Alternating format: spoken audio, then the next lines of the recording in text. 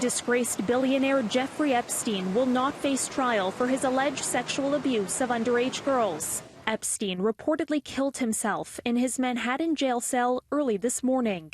Law enforcement officials confirming to multiple U.S. media outlets the 66-year-old died by suicide.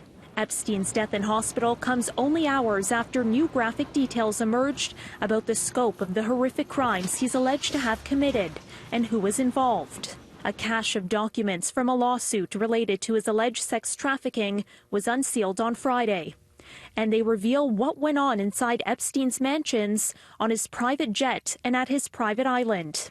The since-settled lawsuit was brought by Virginia Giuffre against Ghislaine Maxwell, a longtime Epstein associate.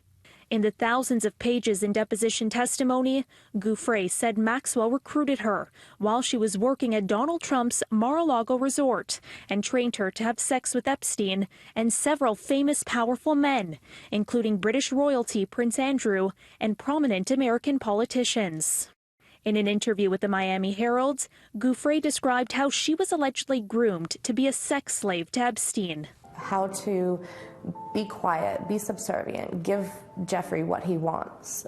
A lot of this training came from Ghislaine herself. I was young, I was scared, I knew these people were powerful. I didn't know what would happen if I said no. I didn't know what would happen if I reported them.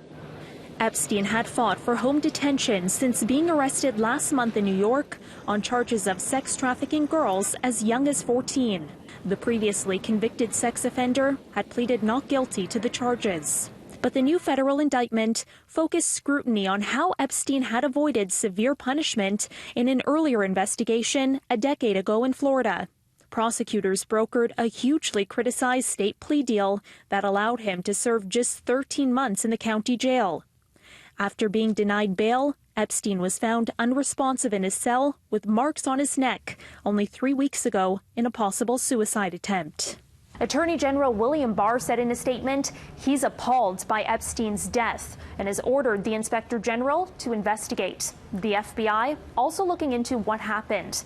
Meanwhile, Epstein's accusers and their lawyers reacted to the news with frustration that Epstein will no longer be facing them in court. Lisa Bloom, who represents some of the alleged victims, wrote on Twitter, "We would have preferred he lived to face justice." And she says that they're now eyeing civil cases against his estate.